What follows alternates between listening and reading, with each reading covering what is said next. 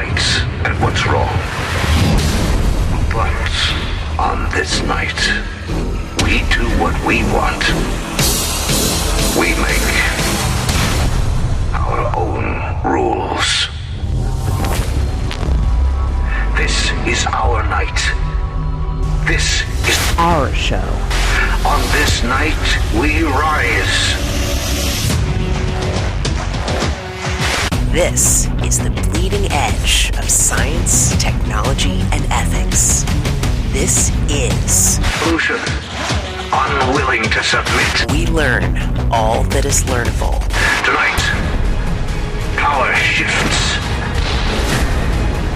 Tonight, we raise our instruments of anarchy. Peaceful coexistence, encryption, software, secure devices, and our minds. Tonight, we are unbound by law.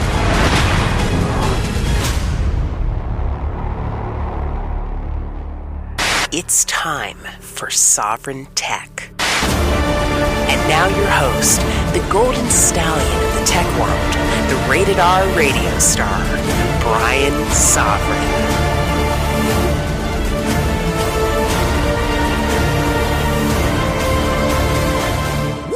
Baby, you knew it was coming. You knew I'd be here. Boy, if you can hear my voice, if it's a little maybe extra melodious or not so melodious this week, it's because I'm just coming off of a little bit of, well, not a cold, just had a stuffy nose or something. But if you're a patron, you heard about this recently or earlier in the week on the Q&A episode where I talked about it. But feeling fine right now for a whole lot of reasons. One of them being is that this is a very special episode of Sovryn Tech for me personally, because I am joined by one of, and I mean this, you know, I know some people like to shine their guests on a bit, but I mean this with all sincerity. One of my favorite people on the planet today. Okay, this is a guy that, you know, I've talked about people that I think are smarter than me, you know, and I can only think of like three. I'm just kidding. I can think of more than three. But this is one of those guys. I remember when I first moved to New Hampshire, I said, all right, here's one of those guys that's just, you know, on that upper deck, you know, and man, so I am so honored to have this. Brett Veinotte of the School Sucks podcast, School Sucks Project. It is great to have you here. Brett, how the hell are you? I'm terrific. Awesome. Can I say woo? Is that... Oh, yeah, let it... Woo! Yeah, absolutely. That's how I feel. I'm excited to be here. Yeah, it's great. You've been on... Now, this would, I guess, technically be your second time on the show. Yeah. You were on when we went to Porkfest. This was, 2 Porkfests ago or something. And that was a great time. People loved that. So, but never had you here for a full-on episode. And we're going to go all 2 hours, folks. There's going to be no breaks. Well, we'll take a couple little breaks for the sponsors, just to mention them and whatever. But otherwise, we're just going to run this straight through. And we've got a ton of great stuff to talk about.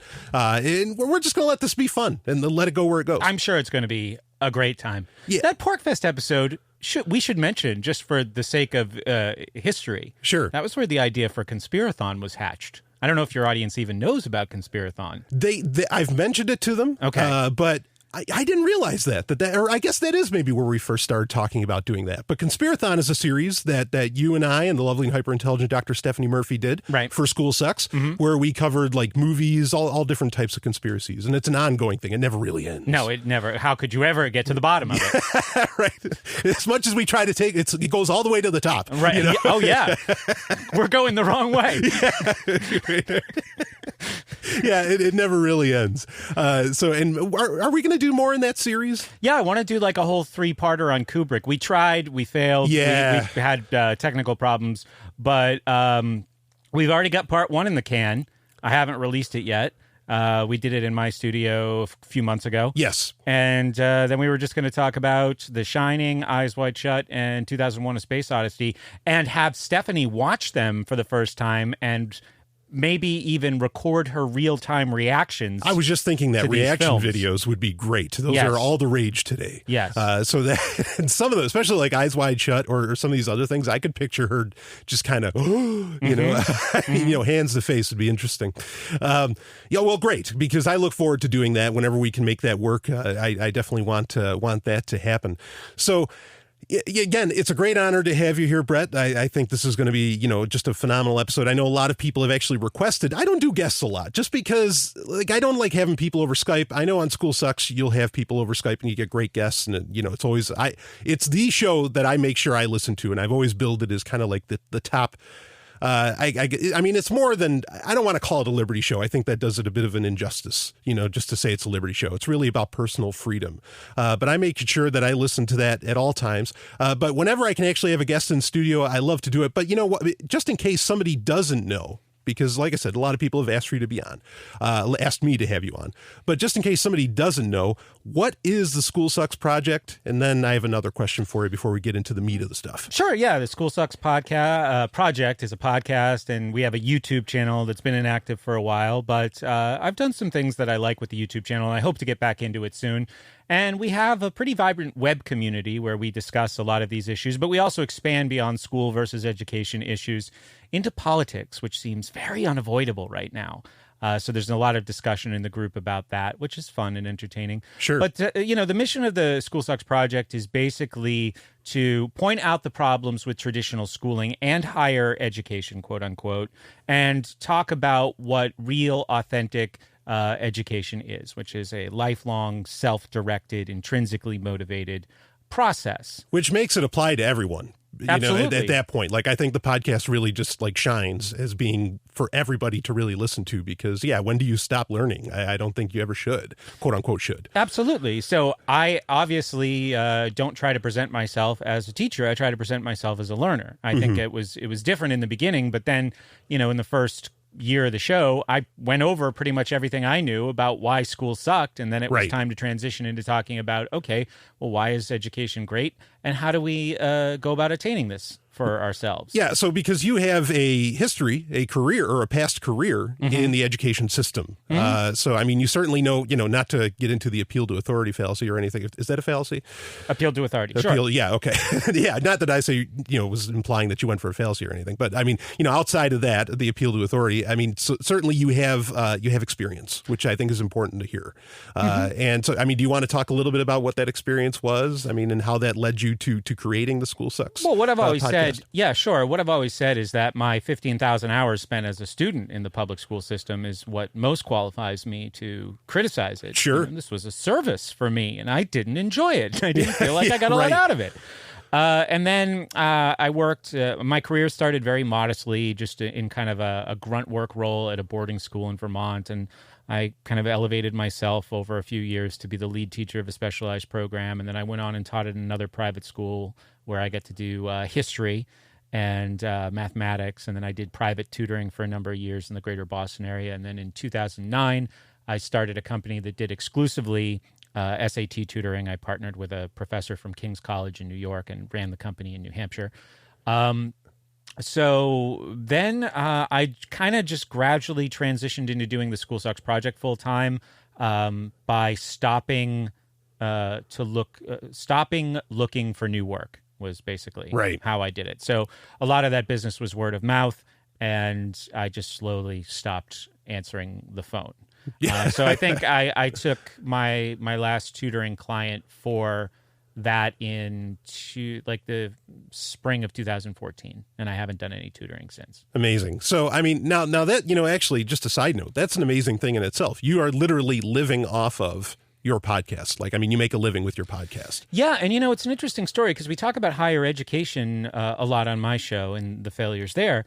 From a very young age, I was very interested in entertainment, and I was real into sports, and I said, I want to be a sportscaster. I want to be like the person on TV that does the sports play-by-play, Right. That's what I want to do. And then by the time I was 12, 13, there was ESPN and guys like Chris Berman, and I was like, oh, this is so cool. You can have little slogans and cute little things that you say. I'm so going to do that. And I never really put any more thought into my career ambitions all throughout high school. So when it came time to pick a major in college, I picked communications. So, I was a freshman in college in 1995. The college had no endowment. It was a small school. It was kind of like a second chance program for bad high school students. Right, the 13th grade. So we learned a lot about how the communications industry had worked and how the technical aspects of that industry functioned.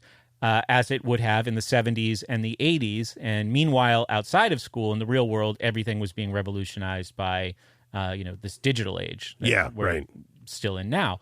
So I didn't feel like, aside from some very basic principles, that education really prepared me to succeed. I had no technical knowledge of, I could, if Windows 95 ever comes back, like Adobe PageMaker for Windows 95, I can quickly, elevate myself to an industry leader.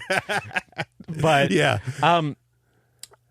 So I had this desire that was, a big part of who I was, a desire that came from a big part of who I was from a very young age that stayed with me through college. And even though school didn't prepare me to succeed in that ambition that is very connected to who I am, and college didn't prepare me to succeed in that ambition that's very connected to who I am, I'm fortunate enough to be alive in a time and an adult in a time where I could find my own way to do these things. And since I started doing it 7 years ago, it's just gotten easier and easier.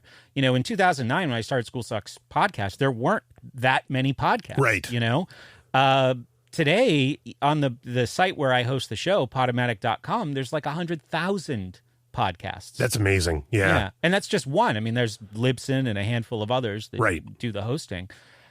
So that market has just exploded, and I'm fortunate that I found a way to do the thing that I wanted to do, that I had this almost innate desire to do, it seems, but do it kind of following my own rules. Hell yeah. No, yeah. I think that's great. I also, to some degree, enjoy the same, a lot of the same, I guess I'll say, pleasure in what I get to do, being able to. Yeah, I mean, kind of a similar path where, I've loved technology, and like on paper, I don't look like that grand of a, what's the word I should look for? Maybe as a coder or something like that or whatever. I mean, I've worked at various tech companies and all that, sure. But really the democratization, you got to be careful when you use that term, but the democratization of technology and of the ability, to spread various forms of media today is just amazing. Mm-hmm. And I think it's great. I know some people get mad about there being so many podcasts and all this. I think it's wonderful. Let people do it. I mean, even if, and some people even get crazy about, both of our shows kind of run into a liberty circle of sorts, perhaps even a libertarian circle of sorts. Though I think both of ours also reach a very different audience as well. But, some people get crazy. It's like, oh, we don't need another Liberty podcast. We don't need another Liberty podcast. It's like, come on, go ahead. There's so many fucking status podcasts. Let them all make let every, Liberty person, make a podcast. Yeah, there is a kind of a frustration about it because I know this isn't the best thing to say or the best attitude when it comes to technology and innovation, but, we were here first. Like I had a podcast before Rush Limbaugh did, or before MSNBC did, or even before people that I like and admire, like Joe Rogan had a podcast. Sure. So there is, this frustration with just kind of getting completely overtaken. And those competitors did not exist when we started. But yeah, I'd say everyone should give this a try who wants to. The average life of a podcast, on average, according to what was that guy's name? Oh, I forget his name. The guy did big podcast. I'll teach you how to podcast guy. Okay. He said the average life was 8 episodes. Wow. Yep. That's it. Yeah, I've heard some numbers like that the average. I think the average listens per episode of a podcast isn't even 100. If you get above 100, you're above average as far as listeners per podcast. Wow. Yeah. Well, I think there's in podcasting, there's a kind of infant mortality that brings down the total average because a lot of people will just do one and they'll say, no. Yeah. No. And then 6 people heard it, forget it. Yeah, right. Yeah. Yeah, I mean, you raise an interesting point. I mean, something that does happen with the fact that a lot of this technology is so readily available and so easy to jump on and all this, even for the professionals. The thing is that when the professionals, quote unquote, not to say you're not a professional, I mean, you make money doing what you're doing. I think that qualifies you as a professional, sure. Professional podcaster. But, the professionals, the media industry professionals, they swoop in and they just take over. It's like everything on Facebook. Like, nobody cares about what somebody's aunt or somebody's, mother or father or whatever is saying on Facebook anymore, because how could they possibly compete with, the professionals that have just swooped in and are making, these, high profile and well-produced posts. Well, that's part of the frustration. It also comes with a little bit of fear, because how are they going to be able to change the industry using the power and the influence that they have? Sure. So I think a lot of people in your audience probably remember a couple years ago when what were they called? The patent trolls went after Yes. Rogan and Corolla. Yeah. And Corolla said, give me some money and I'll stand up for everybody. And then he stood up for like 5 people and protected them from future assaults from these patent trolls. Well, the rest of us are vulnerable in that sense. And, we're facing a presidential election in this country where, regardless of which one of them becomes president, neither one of them are, neither one of them seem like friendly to the idea of freedom of the press. Sure. For different reasons. But, what is that going to mean for, freedom online? And how much more difficult might it get over the next 4 to 6 to 8 years for us to do what we do? I think it will still obviously be possible, and technology always finds a way. Yeah. There's been plenty of times where the roadblocks were set up in areas before, and people obviously found a way around them. It's just a little bit of apprehension I have about the future, because there is, a lot of high-powered people who have taken a significant amount of market share in podcasting. And they have connection and, influence when it comes to government. And what is that going to mean?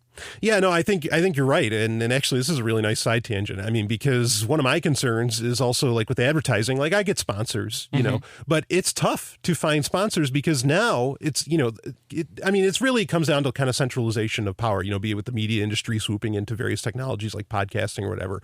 But you have with advertising, like there's this company Midroll. Mm-hmm. And I've already reached out to them, and they said they're not interested. So, I don't mind fucking with them here. But Midroll is it is designed to get advertisers to podcasters, but they only deal with the big boys, like they only deal with like the larger, people that get the hundreds of thousands or, perhaps even the millions of downloads. But the thing is that now what happens is that all companies, they just talk to Midroll. If you're an independent podcaster or an independent broadcaster of some kind, you reach out to these companies, they don't even really have a marketing department anymore. They just hire Midroll to do everything. And Midroll then chooses who they want to deal with. And and they explicitly told me that they don't do political, which is bullshit, because they do Dan Savage's show. Yeah. And like his first 40 minutes, every fucking episode is some, Democrat screed, which is just, I can't handle it. But so they wouldn't do that, and they won't do a daily show. So like if you have a very inconsistent release schedule, which some podcasts do, and for very good reason, they're not going to deal with you. So you just lost out on this potential for money. So, there's solutions to that. There's Patreon, some other things, which I know you take advantage of, as I do as well. But, I worry. I agree. That's a great point to bring up, is that, what are we all pretty much going to be listening to or reading Pravda in the next, or what equates to Pravda, in the next 6 years? People are listening to you talk right now, and they're saying, so this explains lootcrate.com. Because I'll listen to that, and I'm like, I almost thought about doing like fake ads for them on my show. Yeah. Hey, are you a dork? Are you frustrated with the slowness of the accumulation of useless shit around your house? Would you like to speed that process up? Do you have money to burn? Are you bad with money? Do you make poor financial decisions? I love it. And what's so funny, Loot Crate is that is such a peeve of mine, because I'm a full-on dork. I'm the king of the nerds. And that they're just schlepping off to you the leftovers from some factory run of figurines or what, whatever happened. It's even worse than what you're describing, because like what you're getting is bullshit. It's not like one of the things, when I was into collecting, you get everything. You make sure you have the complete series. Loot Crate's never going to even get to give you the complete series of shit. Yeah, I just feel like using them as a sponsor, and this Midroll totally explains it, reduces your credibility. So I'm listening to Rogan, I take my headphones off, and I'm screaming into them, "You're worth $23 million! Cut it out! What are you doing? Yeah, right. Why are you're not desperate? This is desperation." Yeah, that's right. I love it. Yeah, no, oh man, I hear you. I could go on and on about all that.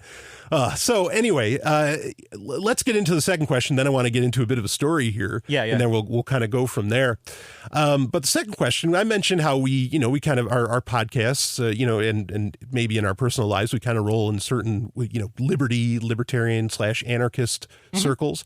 I'm curious, and I like to ask this of a lot of my guests, because generally if I have them on as a guest, hopefully they're an anarchist or something like that. If they're not, well, they must have a good reason that they're being on my show. Sure. But I think you would describe yourself as an anarchist, yes? Yeah. You'd run with that. I mean, if you have a better term, feel free. I mean, I wouldn't say in any kind of practical way. I don't expect to see a working voluntary society in my lifetime, but there's certainly glimpses of it here and there. Sure. And I like to take. I know there's the term agorist. I like to call myself, and I'm not recommending that anyone else do this, an ignorist. Like, I kind of pretend that as much as I can that the government doesn't exist. I love that. I think that's brilliant. So, I have an old car. I have a 2006 Nissan Altima, and I work from home, so I own this car. I have the title. I can't justify, a $300 a month car payment to drive 15 miles a week, So I'm stuck with this shitty Altima until it just doesn't run anymore, and I have no more choice. Right. So the car has electrical problems. And it won't pass inspection anymore. So I was like, all right, well, I can't have an inspection sticker. And I thought, could I print one in Photoshop? And then I said, no, because the consequences of that are probably too high. And it also acknowledges that somebody out there wants me to have one. Right. So I just drive at night, usually. I just plan, if I need to go somewhere, I just do it after it gets dark. There it is. But then the electrical problems caused the low beam headlights to stop working. So now I only have high beams. So I had to get electrical tape and put it over the light caps to dull the high beams so I can still drive at night. So I refuse to play their games, Brian. You know what I'm saying? This is like a right to travel activist, isn't that what they call that? Exactly. Yeah. So the point is, I'm using that story to just, draw attention to this idea. Wherever I can in life, I act as if the government does not exist and they don't want to bother me. But I don't recommend that as a strategy for other people. It's worked for me for about a decade. I have a fair amount of anxiety that it won't work forever. Right. And a lot of things I see as a race to the collapse of government as we know it. Can I just keep doing what I'm doing until they don't have the resources to deal with me anymore? Yeah. I mean, that's a real question that I ask. So am I an anarchist in principle? Absolutely. And I guess in as many ways as possible in practice. Right on. But I'm also, realistic about the world in which we live. Sure. No, I get that. And I actually very much agree with much of what you said. Particularly that, I don't ever expect to see, I know, we both live in New Hampshire, and there's a big push in New Hampshire for, an independence, movement and all that. It's we're going to secede and all this. And if people are working, I mean, whatever, they do what they do. Certainly you could be doing worse things. But I don't expect that. Right. I don't expect any kind of, voluntary society or even really anarchist society at any time in the future, really, at least not on planet Earth. I definitely think that you can get to kind of what you described, to where you could, a small enough group could kind of get together perhaps and I mean small as in within the Dunbar number. Yeah. Maybe even, the Dunbar number has various degrees, but anyway, within that, and you could get somewhere and you could more or less 99% of the way, I think you could ignore that the state exists, and you could have, kind of freedom in your life or, freedom in your lifetime in that way, I guess you could say. Right. So, yeah, I like, what was it, ignorist? Ignorist. Ignorist. Yeah, that way it doesn't sound like ignoramus. I like to enunciate it the same way as agorist. Are you an agorist? No, an ignorist. I'm an ignorist. I love that. I think that's brilliant. So, but then my question is how did you get to this? How did just the 40-foot version of how exactly you became an ignorist? Sure. I was very liberal through college and even through the first days of my teaching career. Were you a registered Democrat? No, I never voted for a Democrat in my life, which is a pretty sweet thing to look back on and say, because like I remember in 2004 being like, why not John Kerry, right? Like, John Kerry, right? I mean, look at Bush, he's terrible, right? So that was a very confusing time. Well, I find that interesting because like I was a registered Democrat. Like, I mean, that was, I came from kind of a similar. Anyway, go ahead. So I think it was, I was always a conspiracy theorist that had a real lure for, that was exciting stuff, and the whole I know something you don't know kind of like. Oh, yeah, it gives you that special feeling inside. Yeah, absolutely. So in 2006, I was traveling a lot and I had my first iPod, so I was looking for new podcasts and I found Free Talk Live. And after listening to all this crazy shit like Alex Jones and David Icke, I encounter Ian and Mark talking about the governor of New Jersey. This is the first episode I ever listened to. Ian and Mark of Free Talk Live. Yeah. Who do you think's crazier, David Icke or Ian and Mark? I would say from sanest, like rank them from. Yeah. Oh, gosh. Sanest Mark, and then a three-way tie between David Icke, Alex Jones, and Ian. I love it. All right. Keep rolling. So I'm listening to these two guys talk about John Corzine. He was the governor of New Jersey, and he got in a car accident, and his vehicle was speeding, and he didn't have a seatbelt on. And Ian was like, good, hypocrite. He was okay. He lived, and he recovered. But I was like, wow. That guy just said good. And this was like for some reason, this was just more striking to me than anything David Icke had said. Like, yeah, some people are probably lizards. And Alex Jones, the juice boxes probably are making us gay. But no seatbelts? This guy's like this principled stand against the government. Yeah. Wow. And that was my first real encounter with the ideas of libertarianism. So it quickly spread from there. Was this what, 05? 06. Okay. Early 06. The next year I found Complete Liberty, Wes Bertrand's audiobook. So I think I encountered that before he'd even started the Complete Liberty podcast, and all that was up on his site was the Complete Liberty podcast. And I remember finishing that. I was painting this house in Massachusetts, so I listened to the whole book in a couple of days, and standing there and saying, shit, I guess there's no place in politics for me. I'm not a minarchist. I'm not just a libertarian. Right. I believe in principle that this institution has no justification in its existence. If you even want to say that it really does exist, it's just people. Yeah. Yeah, I have to, take a moment just to say, Wes Bertrand, his work, the books, he has 2 Complete Liberty books now. And of course his podcast, which went something like 200 some odd episodes. Yep. He's been on this show in the past. Just a class act, just one of the best. Any work that he does, check it out. I know he's been a guest on School Sucks as well many times.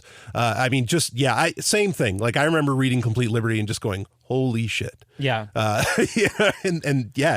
else can you do after you hear that? So continue. So after that, it was on to Rothbard and anything that I could find on Mises. They had a big collection of audiobooks and PDFs. Free Domain Radio was really influential at that point. At the time, yeah.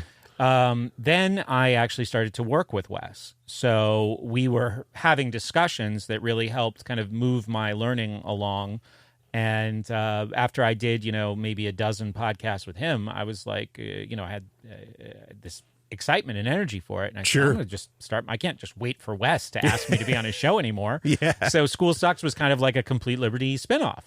In a sense. And I started that. And, I felt that teaching these things was a great kind of reinforcement, and it also encouraged further learning. Right. It's like I got to a point where it was like, okay, I've said everything I know. Better go back to the books, and that's happened a few times. And I'm pretty open about that on the show. Like, you do have to go back to the well and look for new information and look for new challenges. Sure. So that's kept the show going 7 years. Yeah. So, and so that was the path. And I think that's an awesome path because, it makes sense because it was such an intellectual trip. that you went on, because so many people, I think, that become anarchists or whatever, a lot of them are just kind of knee-jerk anti-authoritarian, and I understand that. I don't necessarily mean it as a knock, but I think that's where a lot of people come from. It's just like, oh, you want to take my, you want to take my drugs, fuck you, and that's not to say that, I mean, I don't empathize with that, stance. But I mean, there's something to be said when you come from it from, really a far more intellectual, like from a, self-learning aspect. Right. Yeah. Right. Absolutely. And I like the fact that it was somewhat gradual, and it didn't take, for me, I feel like a lot of people, and I think this is more legitimate than just like knee-jerk anti-authoritarianism, people know what it's like to be unfree. Sure. And the form that comes in, I think most often, is they were in the military. Yeah. Yep. So when people talk about freedom, it's not just some abstract, put your hand over your heart type thing. Mm-hmm. They've seen a difference between what it means to be free and what it means to be a kind of, indentured servant of types. Sure. People who've been in jail, people who've struggled with addiction, I think often have the most interesting and impassioned arguments for liberty. Sure. People who, whether it was by their own doing or their own problems or something external or their own poor decisions, they've seen the contrast, Yeah, I think you're absolutely right. A lot of listeners of this show that have emailed me were, prior military, or have been in jail. Mm-hmm. So I mean, there's definitely people that have had that experience. I mean, myself, I was in the military. I first experienced Rothbard while I was in the military. That was a mind fuck. I mean, Anatomy of the State was the book. But anyway, that's a long story. But it took me a while, still, because it was still like, I don't know, 3 or 4 years it took me to finally become like an anarchist after that fact. So yeah, it can still take the time. That's for sure. So I think that's pretty interesting. Again, like I said, I appreciate, coming more from that, very much that intellectual aspect of it and all that. That's something. So, did you have more you wanted to share on that, or? No, I think that's good. That's good. That's really all that comes to mind right now. I mean, I'm sure that we could unpack that story and talk about it for an hour. Reacting to complete liberty by chapter, and then having those arguments reinforced by listening to just tons of Free Domain Radio for a while. And I know I'm neglecting, other influences. People like Larkin Rose was probably, a big part of that. Sure. But for the sake of time, I'd that say, works. Yeah, I like it's it. A good nutshell. Right on. All right, so I'm going to take a moment to say a thank you to one of our sponsors and to talk about one of our sponsors, and then we'll get right into, we've got an interesting story that I think you could have that you definitely have a lot to say on, Brett. So, of course, the sponsor of Sovryn Tech, and we can't thank them enough, is Roberts & Roberts Brokerage. You can go to gold.zog.ninja. There's an incredible irony in that. Gold Zog. And of course, my website is zog.ninja. That's where you can find everything that I do.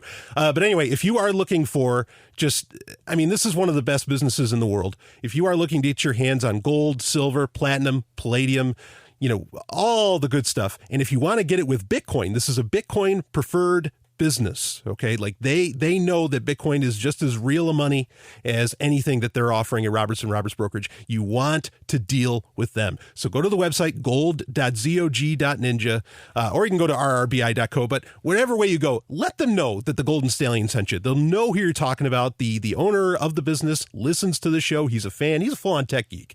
So, don't worry about that, but you're dealing with the real, this is just absolutely the real deal. When you go to Roberts & Roberts Brokerage. So gold.zog.ninja, that's the website, and can't thank them enough for sponsoring Sovryn Tech. They're a longtime sponsor now, so it's just a real honor to have them on board. Anyway, Brett, why don't we get into kind of our first story here? Sure. And I think this is, it's not a terribly long read, but I want to read it, and it's from phys.org, which I kind of have my issues. That's phys.org. I have my little bit of issues with that site in and of itself, just because, it's a kind of a science site. Well, it's not kind of, it is a science site. Yeah. And my issue with it, admittedly, is that I feel like it reports on stuff that doesn't need to be reported, because there's not yes, there's always scientific discoveries happening, but there's not 16 discoveries a day that can be posted on Facebook. But somehow they find stuff to post, 16, 20 times a day on various social media. And I'm like, well, you're really just reporting on theories that haven't gone through the entire scientific method yet. You people are kind of bullshitting. But sometimes they have good stories. I just wanted to caveat that because, some people, like I hear people on podcasts talking about, oh, yeah, this is from Collective Evolution. I'm like, oh, holy shit, are you serious? Like if you ever look at that site, it's just an atrocity of irrationality. So anyway, but phys.org, I mean, they're legit. It's just, I think sometimes they have to make up a bit of, they're not make up, but they have to glorify some news that doesn't need it. Just a quick side note here. Yeah. We did a show a few years ago that covered some of the topics that I thought we were going to talk about today. So I went to the show notes at schoolsucksproject.com to just see what was there, see if there were any articles I could pull. All the links now link to new, shittier tech sites. So there's like this Gizmodo kind of problem, I think, that's happening where it's a lot of just clickbaity junk. Yes. Which is, unfortunately, because there is good stuff to mine out of this occasionally, but there's a lot more noise than there used to be. Yeah, no, I agree. The what is it, the signal to noise ratio? I mean, is just out of control. Yeah. It's really bad. Actually, little side note here on this. This is something that when I was on one of the Conspirathons, that one of your listeners, I think, kind of took me to task on. I think he misunderstood what I was saying.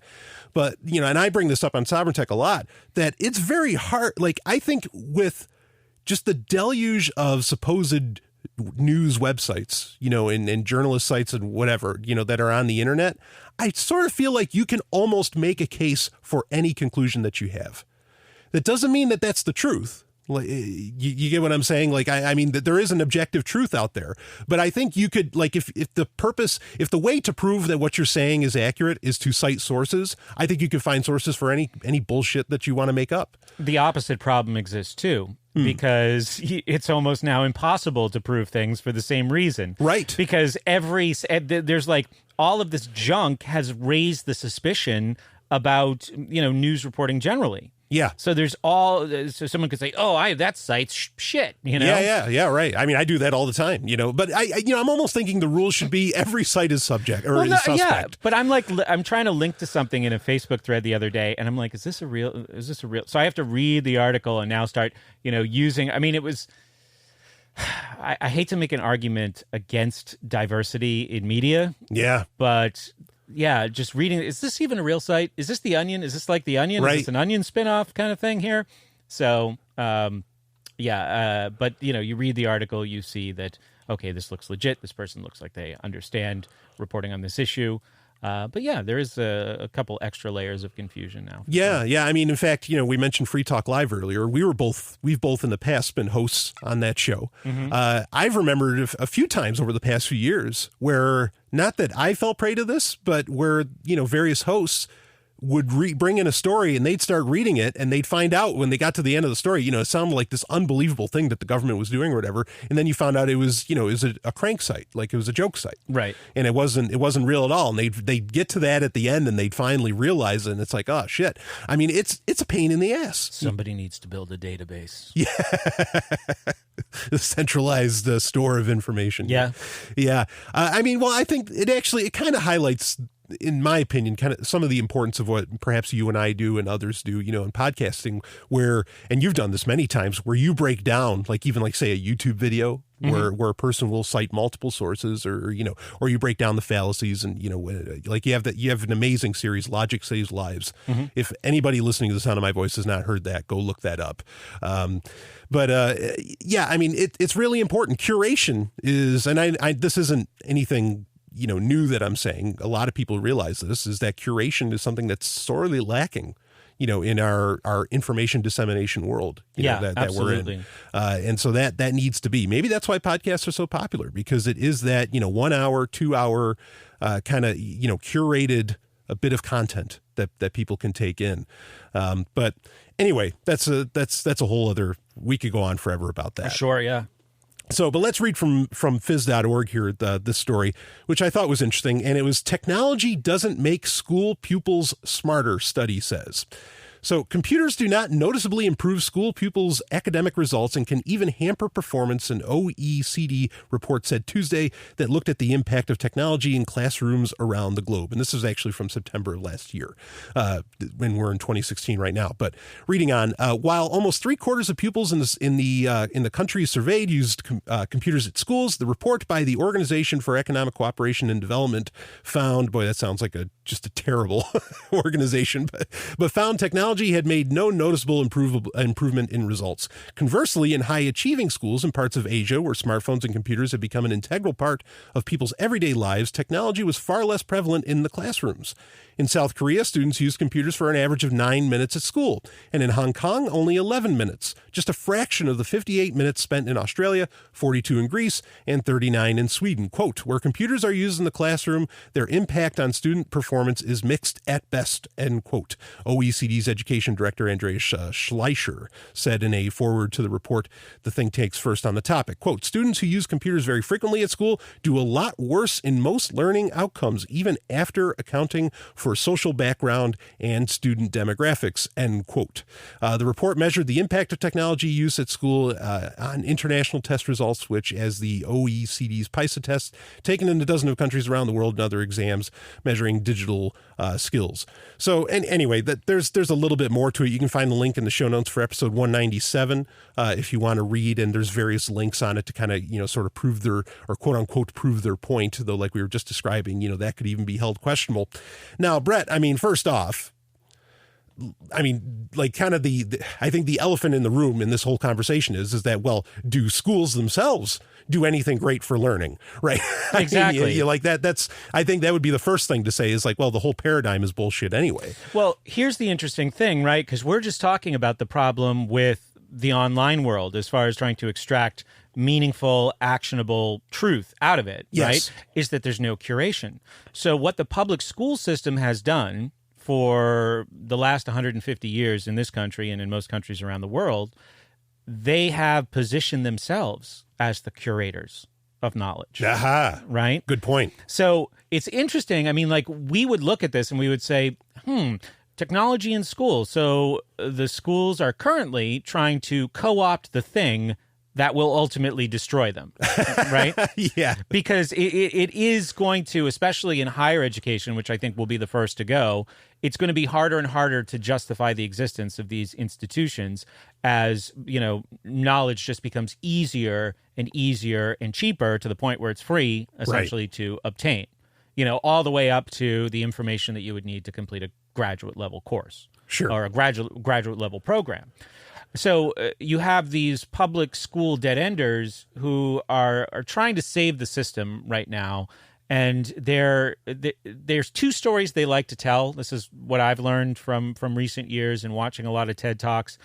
But in the telling of these stories, they like to extract all the important information and lessons from them. Right. So did you ever hear about this organization called One Laptop Per Child? Oh, yeah, absolutely. They did this experiment in Ethiopia, and I couldn't find the original article anymore, but I pulled some text of just one of the directors of the project explaining what they did, and it's just a quick paragraph here. Yeah.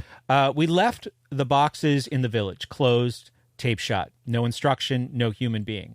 I thought the kids will play with the boxes. Within 4 minutes, one kid not only opened the box, but found the on-off switch. They're talking about these very simple laptops. I think Motorola made them originally. Oh, it might even have been tablets. I think I know the story, but keep going. Yeah. He'd never seen an on-off switch. He powered it up. Within 5 days, they were using 47 apps per child per day. Within 2 weeks, they were singing ABC songs in English in the village. And within 5 months, they had hacked Android. Some idiot in our organization or in the media lab had disabled the camera. They figured out that it had a camera, and they hacked Android to get the camera to work. So this is what an amazing story about the power of technology. Right, yeah. Right? And the other one, the chief scientist for this Indian technology company who has done a lot on the lecture circuit in the last couple of years, and people, flooded my inbox with stories about him and videos of his TED Talks. His name is Sugata Mitra. Okay. Does that name ring a bell? And he did the hole-in-the-wall experiment in, I think that it was in New Delhi, India. He did this. So this huge Indian technology company called NIIT novelty. Their headquarters is up against a slum in India called Kalkavi, I think it is. Okay. So there is a wall, like a dividing wall, between their campus and this slum. So Mitra had this idea to basically cut a hole in the wall and just put a free computer there and just basically observed what happened. And that computer would be facing the slum, like, yeah, so that people in the slum could use it. Okay. Right. Okay, so that was the idea. So there was no instruction. It was just like, let's put this here and see what happens. It was easy to do. It was, the slum was adjacent to their site. So from this, he observed these kids go up and basically teach themselves computing skills in no time at all. So very similar results to the one laptop per child experiment in Ethiopia. Okay. And through this, Mitra developed this idea of what he called minimally invasive education, where, kids can actually teach themselves. They don't need to be taken and put somewhere. They don't need this top-down structure. Like, look what they can do just if they want to do it. I wrote down a couple of quotes, and these are the essential but ignored lessons from these two stories, right? So what people grasp onto is, yay, technology. Right. And you can put it anywhere and have great results. Mitra said, children will learn to do what they want to learn to do. Extremely simple. Yeah. If children have interest, then learning happens. Number two, also related. And the other one, and I'm just kind of paraphrasing the important lessons of both those stories, is that education is a kind of catalaxy. Have you ever heard that word? No, I'm unfamiliar. Mises used it. A self-organizing system okay. of Sure. voluntary cooperation. Sure. So it might appear in human action. None of this was paid attention to, right? So context matters in these situations.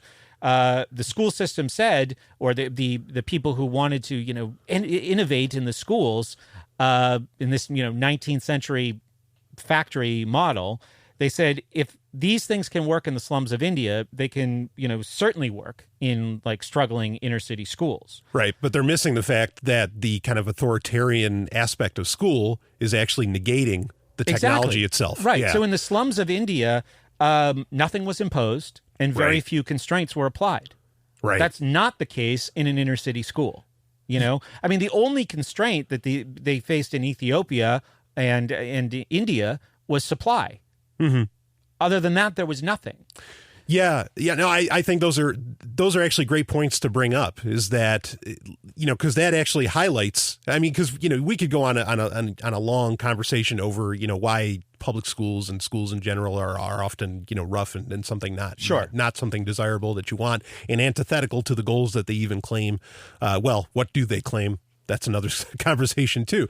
But just to so simply say, it's like, no, look, we see the model where technology works in education, and then we see the model where obviously it does not, according to like this, this PhysOrg story from OECD.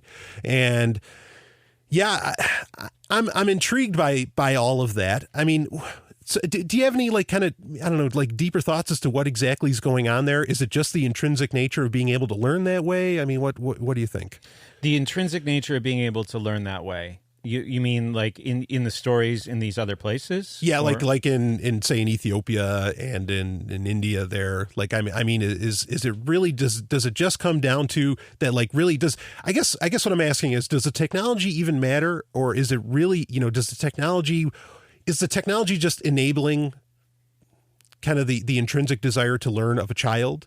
Go ahead. Well, it's the new and exciting thing, right? That sparks curiosity. Okay. Like, what's exciting about the Kalkavi ghetto in New Delhi, India? Right. Probably nothing. Yeah. And there probably aren't a lot of new things to see and new experiences to have. Mm-hmm. So novelty, I'd like to see the follow-up studies, and honestly, I don't know all the details, but novelty is, very ephemeral.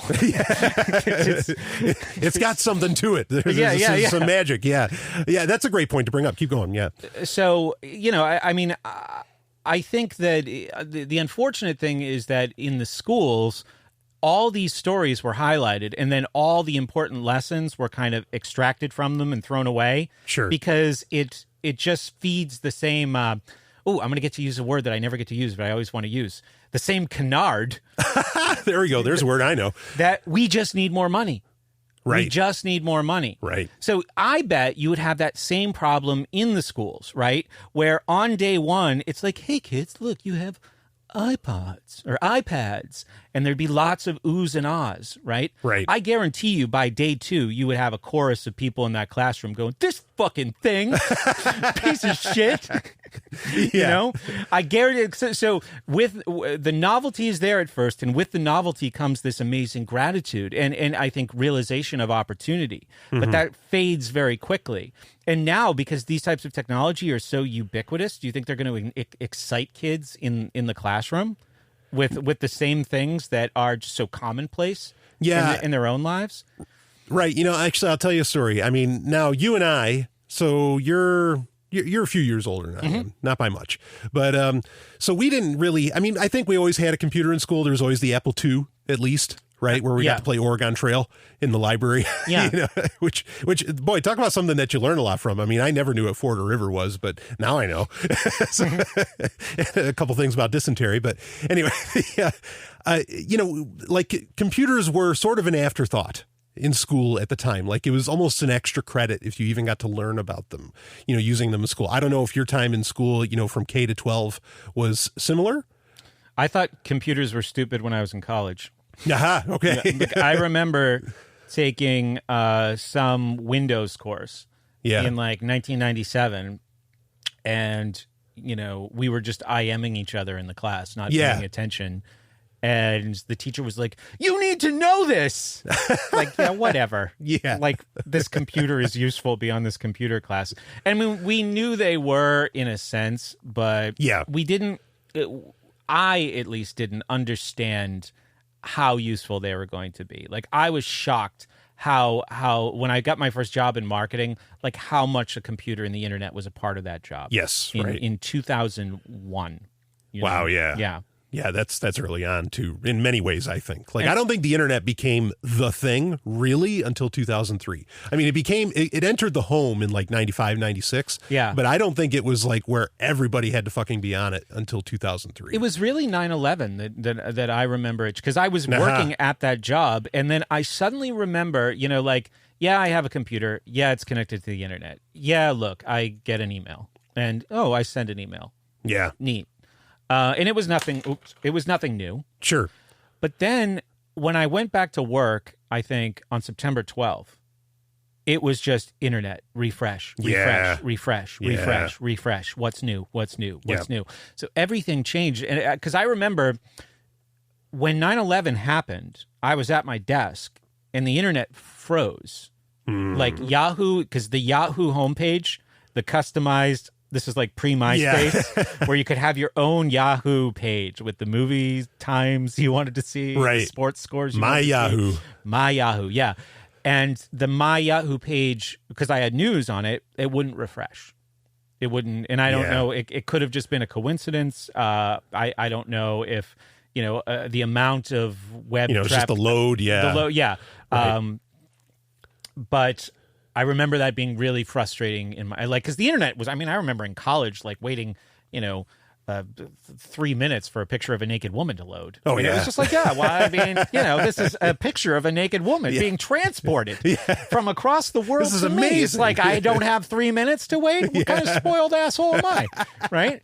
So, but then it was like, after 9/11, the urgency, and it changed the whole culture, because the urgency of information, it was like a day and night difference between the 10th and the 12th. Yeah, it raises a great point, because when, and some comedians have cracked a joke about this, but I think it's very, very true that TV became the thing after the Kennedy assassination, which, oh boy, could we tell stories about that, but we're not gonna. but that, because, it was on live television, Dallas, bam, president's dead. And you could have seen it. Why do people watch TV 24/7? you never know what the hell's going to happen. I mean, now there's some degree of control over that sort of thing, really being able to, I think, to be seen. Like, there's no such thing as really live television anymore. There's like, a 7-second delay, whatever. But regardless, that's when it hit. And I think you raise an interesting point that maybe that's, 9/11 is when the internet really, really kind of took off, because that's when I need to know what's happening right now, and I cannot wait for the newspaper to tell me. I can't wait for the talking head on the television even to tell me, and I want to hear from people that are right there. I want to hear from the everyman. So yeah, that's a good point. That's interesting. I mean, to continue on more with, kind of the computers in school thing. Sure. When I ended up in high school, this would have been the later 90s. That's when computers became a little more than, a novelty. That's when they became more than just like something you played in the library with. They were like in classrooms finally a bit. I mean, it was all desktops, and I mean, running Windows 98 or, 95, whatever at the time. But I remember getting on it, and yeah, like it totally removed me from the conversation that was happening, you say, in the class or whatever. I mean, because I think what happened for me was, holy shit, I can go see the world now. And I think that's true for a lot of kids. I think that when they finally get access, say, to the internet or whatever, in school, and this would be true 20 years ago, as much as it may be now, they realize that, or they know already, I think, that what they're learning in school is largely bullshit. I think so. Yeah. And so they get to hop on a computer, as long as there aren't various controls, and often they can figure out how to get past them. They're just like, oh, no, I'm going to go get to the good shit. I'm going to get to the stuff that actually means something to me, or something that, is fun or whatever.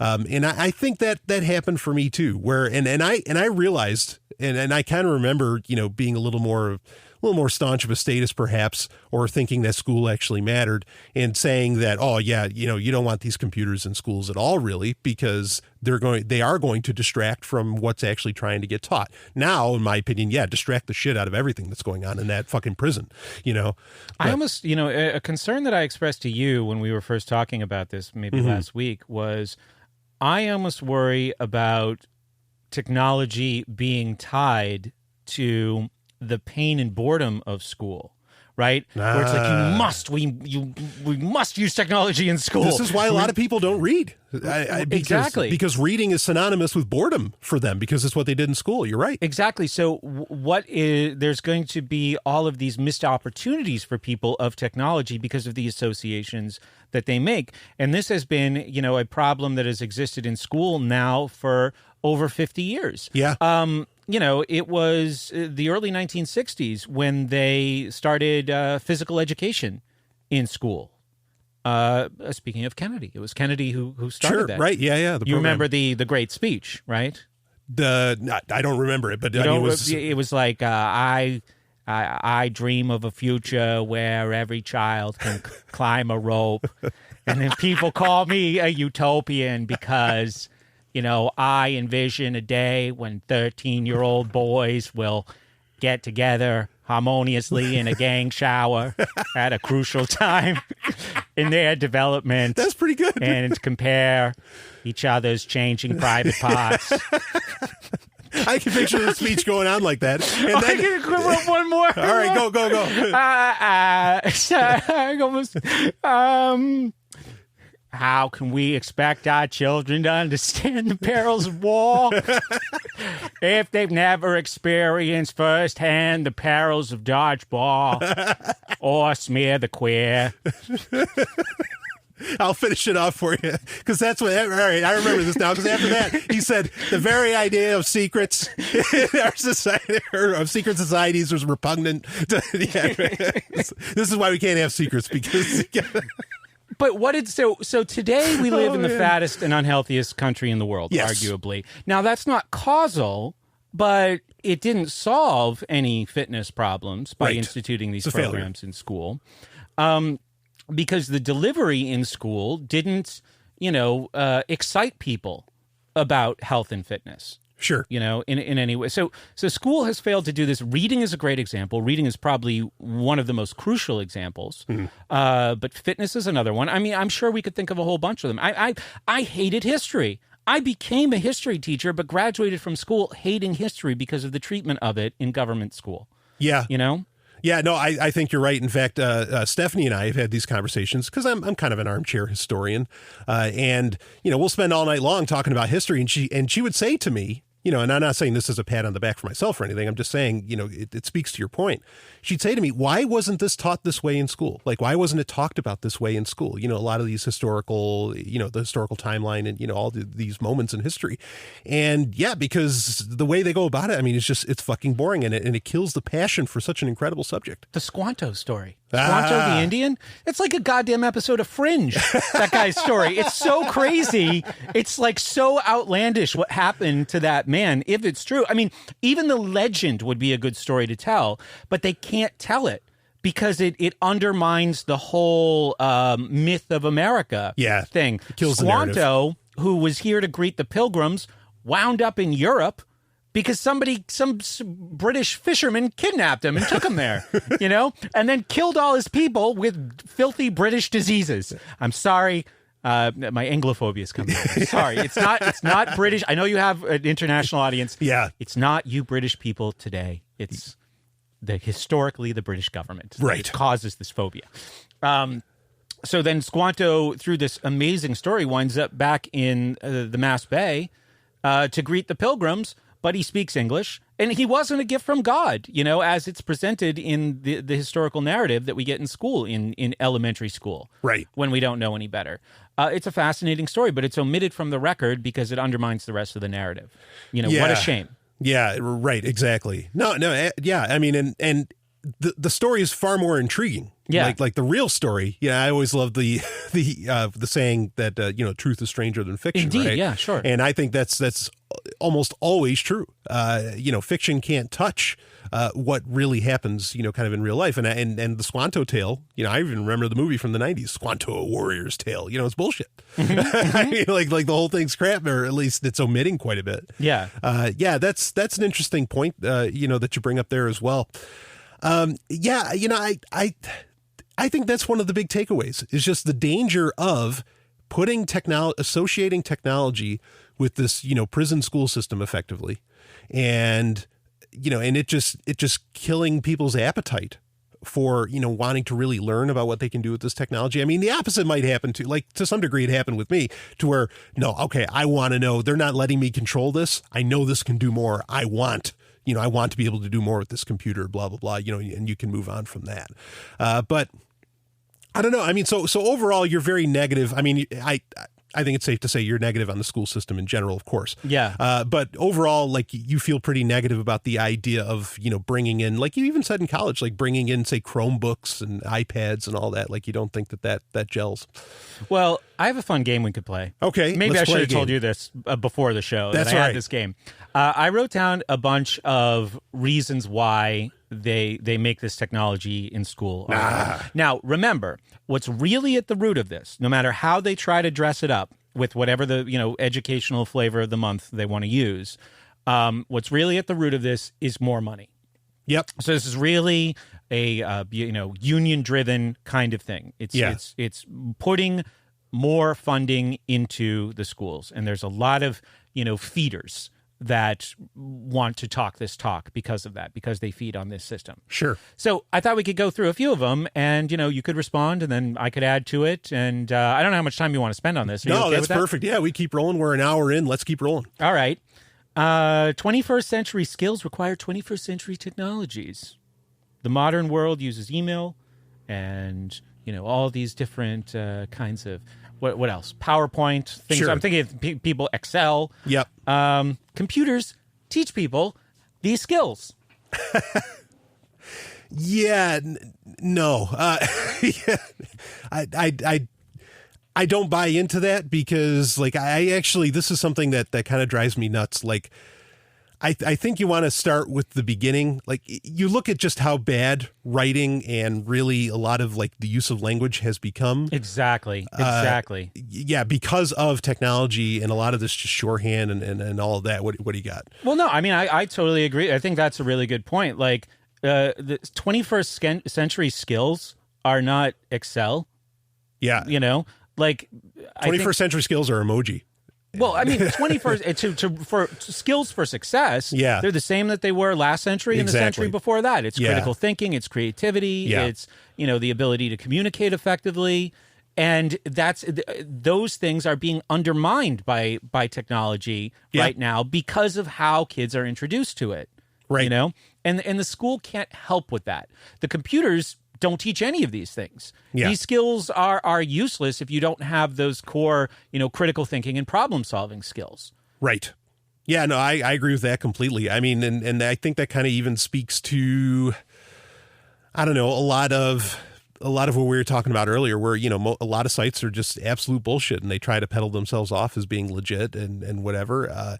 But like if you knew 20th century or even previous centuries professionalism and business skills and all that, you could easily point out, okay, no, this isn't right. Like this isn't even professional. This is BS. Which would be nice. I think another problem is that people just want shortcuts, though. Like, I mean, one of the first things that I thought about using the internet for when I was in college was, how can I use this to cheat? How can I use this to get around things faster? Now, I think it's nice to see that college students are using like peer-to-peer to get, a $900 textbook or $300. And this is something that I do want to talk about. Yes. Because this is a mess. And this is another justification that's used. So I think that is not cheating, even though the school would call it cheating. Mm-hmm. That is a good use. But there's a real, everything's about a shortcut, like take this thing that looks like a dumbbell and let it shake you until you're thin. Like that. I mean, that's just work or anything that requires challenge. This is not true across the board. And I think lots of people love challenge. And I think we've even seen a resurgence of this. And maybe this industry is drying up a little bit. But there's a real shortcut industry where it's like, hey, you don't want to work hard?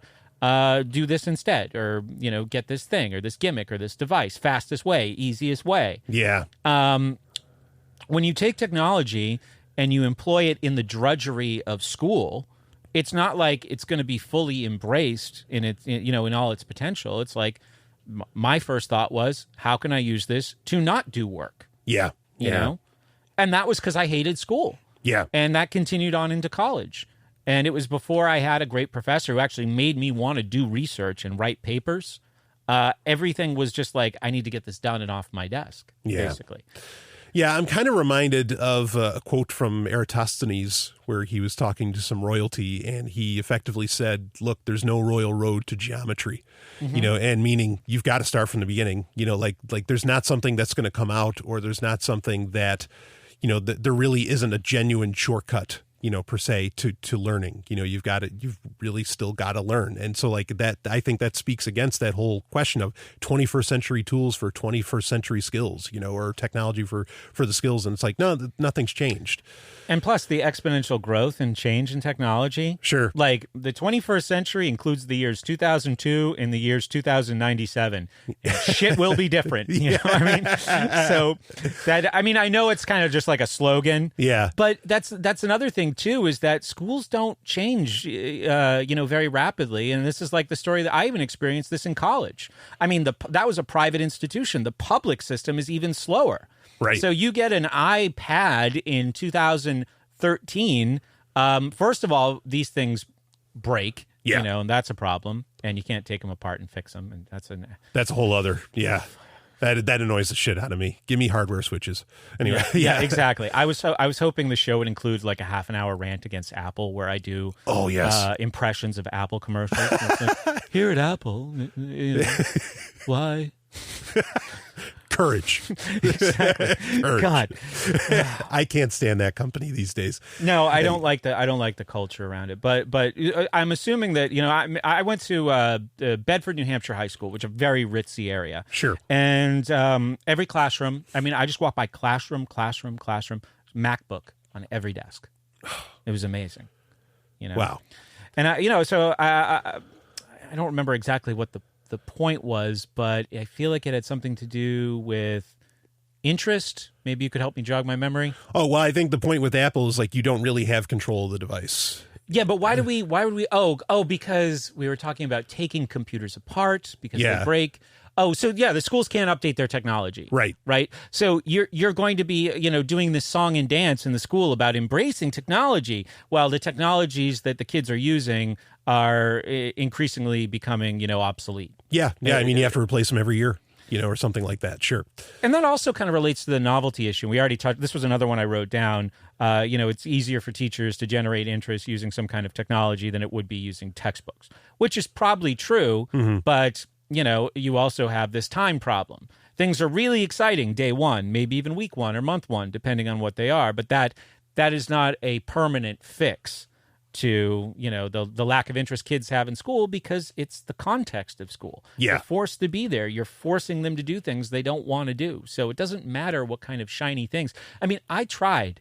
I taught history in 2004 to 2006. And by the time I was finishing, YouTube, I'm pretty sure YouTube exists. If not, Google Video existed. Okay. And I was able to download videos and show them in the classroom. Maybe I even did it P2P.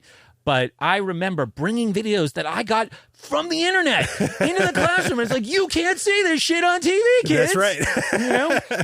And thinking that was great. And at first it was, the first time I brought in a video, there was the kids were really excited. Sure. The third time I did it, it was yeah, okay, film strip. Yeah. We all remember film strips. Yeah. And their attitudes about school, because these kids got to me, they were 16 years old, so they already had 10 years of, hating school. It wasn't like I could reverse that momentum for some of them. Right. Over the course of a few months. And it didn't matter what I tried to do. Yeah. Everything was just inside that environment. Yeah. Yeah, absolutely. So do we have another? The cost of textbooks. For the price of a couple of textbooks, you could get a kid, a Chromebook. Yeah. How about that one? What do you think of that? Yeah. So this actually speaks to a huge problem, in my opinion, which is that, kind of the argument is, look, you don't understand how much it takes to get the paper to produce these books, blah, blah, blah. But, as I understand it, in college, you can get ebook versions of whatever textbook you want, but they're not really any cheaper. And so it's like, well, bringing in how did this help at all? The whole ebook versus physical book conversation doesn't make any sense, in my opinion, economically, because there's no reason that they should cost, anywhere near the same price. But what do you got? Well, absolutely. No, I totally agree. That's a really interesting point, because this is a problem that the schools have created and allowed to continue, right? It's collusion. Yeah. It's collusion of three companies, McGraw-Hill, Houghton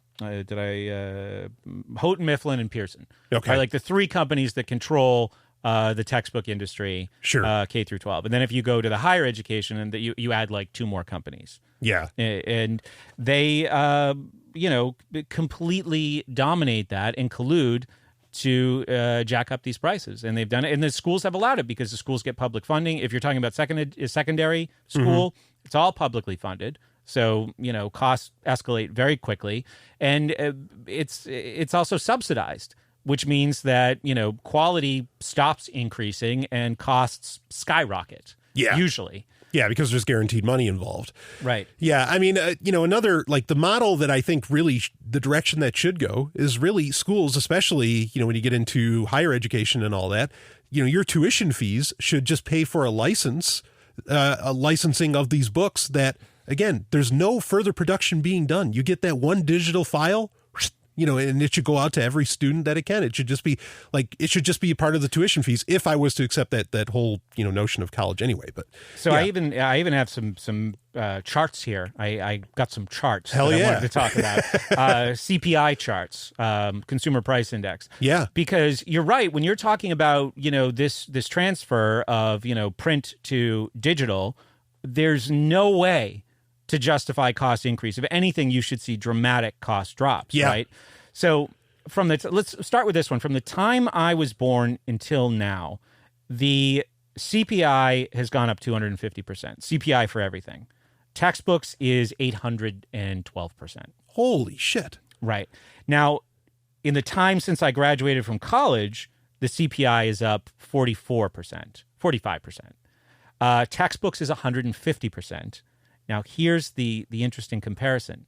Non-educational books, like recreational books, up 0.05% versus 150% for educational books.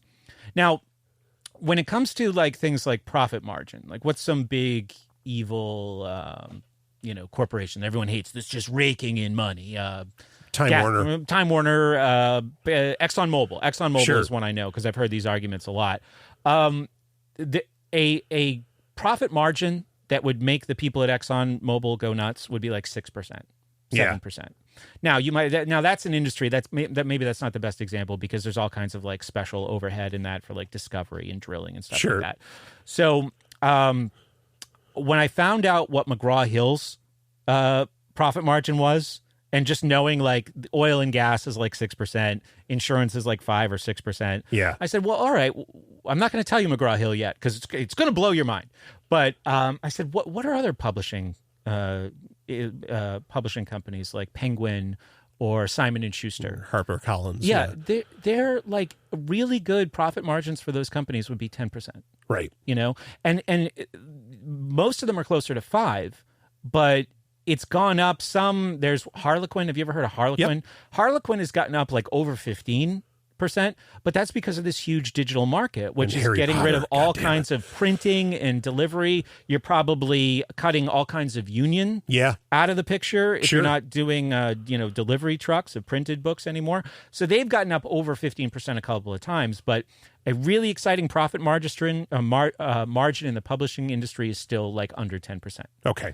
McGraw-Hill, 25%. Holy crap! Well, why? Like, because of the market that they serve. Yeah, and who they collude with, which is Houghton Mifflin and Pearson. Well, because the monopoly they have effectively a monopoly. A monopoly. Yeah, I mean it's like a tri-monopoly, I guess you could say, because there's 3 or 4 companies. It's 3 for the lower levels of school.